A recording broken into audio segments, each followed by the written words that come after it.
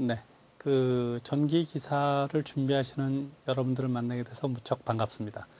전기 기사를 준비하시는 분들이 이제 이론을 끝내고 나면 실기를 준비를 해야 되는데, 실기를 준비하려고 하면 또 마땅한 또 책이 많지 않았습니다. 그동안. 그래서 실기를 준비하려고 하면 대개는 관연도 문제집을 많이 공부를 했죠. 근데 관연도 문제집이라는 책들이 대개 그 설명이 많지 않고 또 이론적 기반도 없고 해서 사실 문제가 많았습니다. 학원을 다니시는 분들이 많았는데, 그래서 학원을 다니게 되면 학원에서는 보통 한 달 동안 이제 실기를 준비하게 되는데, 한 달이라는 기간이 또 그렇습니다. 뭐냐면 사실 뭐 자초지종에 관한 얘기보다는 관련도 문제를 이렇게 분야별로 나눠서 거기에 대한 해설을 하면은 그걸로 한 달 충분히 갑니다. 그러다 보니까 공부하시는 분들이 여러 가지 애로가 많았는데, 그렇지만 또 그전에는 또 문제가 또 거기에 또 이렇게 크게 뭐 다르지 않았기 때문에 또 무난하게 또 다들 시험을 잘 보셨는데, 최근에는 실제로 이제 전기기사가 이론적 기반을 갖춰야 되는 그런 상황에 돌입을 했습니다. 결국 뭐냐면 그냥 문제답하는 관연도 문제집만으로 공부하는 것은 사실상 어떤 면에서는 충분한 준비가 되지 못한다는 거죠. 그렇다는 건 이제 뭐 당연한 얘기라고 생각할 수 있습니다. 예를 들어서 전기 기사에서 이제 기술자들 만들어서 전기 실무 현장을 보낸다고 했을 때, 문제집 몇 가지를 뭐 잘 풀었다고 해서 그거를 이제 인정을 해서 그 사람들이 실무를 한다는 것 자체가 좀 어떤 면에서는 조금 말이 안 맞죠. 왜냐하면 전기기사 실무가 그거보다는 상당히 많은 내용을 가지고 있습니다. 그래서 결국 기술이 있는 기술자냐 아니면 그냥 시험만 붙은 기술자냐의 문제가 있는 겁니다. 그래서 사실 좀 재미있고 의미가 있는 그런 수업을 좀 이제 하려고 하는데, 재미가 있다는 게 뭐 사실상 이렇게 공부라는 게 늘 기본적으로 재미있다는 건 또 어렵지 않습니까? 그래서 재미보다는 사실은 또 의미가 좀 있어야 되는 걸로 가는 겁니다. 그리고 기왕에 수업을 듣는데 그래도 좀 어떤 면에서 좀 덜 지루하게 한번 해보려고 하는 그런 시도가 여러 가지 있었습니다만은, 어쨌든 간에 뭐 그 수업 내용을 가다 보면 여러분들이 상당히 좀 공부가 또 다 그렇듯이 좀 힘들죠. 졸리기도 하고 어렵기도 하고. 근데 이론할 때 수학적으로 충분히 어려웠던 거에 비하면 실기는 지금 이론보다는 수식적으로 어렵지 않고, 또 내용상으로 봐서 이해가 안 가는데 덮어놓고 하는 부분은 별로 없어서 다 좀 이해를 하는 쪽으로 갈 수 있고.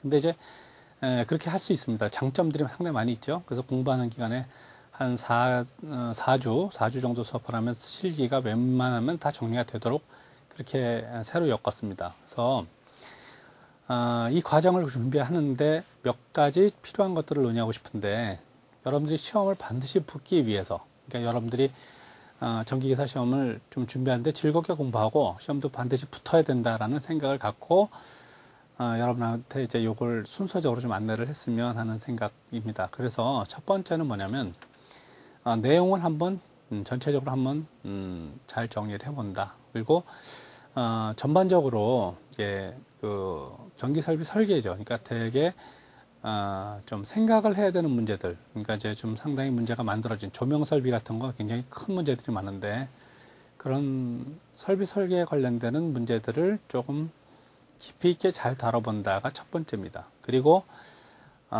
수전 설비 같은 걸 체계적으로 잘 이해한다, 시퀀스에 대해서 체계적으로 잘 이해한다, 뭐 이런 것들이죠. 그리고 사실 전기기사 시험 범위를 따지면 뭐 TV 안테나 이런 것도 있고 어떤 면에서 방제도 있습니다. 그리고 소방도 있죠, 물론. 그리고 설계니까 견적도 있습니다. 근데 대개 공부하시다 보면 이건 소방 문제, 이건 공사 문제, 뭐 이렇게 식으로 여러분들 또 생각을 하거든요, 실제로. 근데 전기기사 출제 기준에 따르면 다 있습니다, 그것이. 그래서 출제 기준에 적합한 내용을 한번 만들어 보자. 그 다음에 산업인력관리공단에 또 관심이 많으실 텐데 가시면 거기 전기설비 설계라는 책자가 또 있습니다. 또 거기에 따른 여러 가지 얘기가 있는데, 그런 책자를 또 이렇게 주면은 뭘 봐야 될지 모르기 때문에 내용을 정리를 좀 해야 되는 거. 그 다음에 관련도 문제집에서도 또 꼭 좀 여러분들이 다뤄봤으면 좋아야 되는 문제, 다뤄봤으면 좋겠다 생각하는 문제. 그 다음에 또는 이제 여러분들이 좀 참고로 봤으면 좋겠다고 하는 내선 규정에 관한 내용들, 이런 것들을 좀 종합적으로 편집을 새로 했습니다. 그래서 이제 이런 정도 내용은 여러분이 좀 봤으면 하는 내용으로 좀 구성을 했고, 그 다음에 이제 관련도 문제가 예전에 났던 관련도 문제 중에서 도대체 이 문제는 도대체 어디서 나온 문제일까라는 출처에 관한 얘기들이 좀 있었는데, 거기에 관련되는 자료들 몇 가지 이런 것들을 엮어서 책을 냈습니다. 그래서 여러분들이 이제 순서대로 한번 보시고, 그 다음에 관련도 문제, 핵심 문제 위주로 한번 보시고, 그 다음에 관련도 문제를 정리하시고, 그리고 공부하시는 동안에 여러분이 저한테 전화를 하시든지 이메일을 주시든지 공부하시면서 계속 여러분하고 좀 연락해 가면서 여러분이 필요한 내용들을 상해 가면서 하면 좋겠고,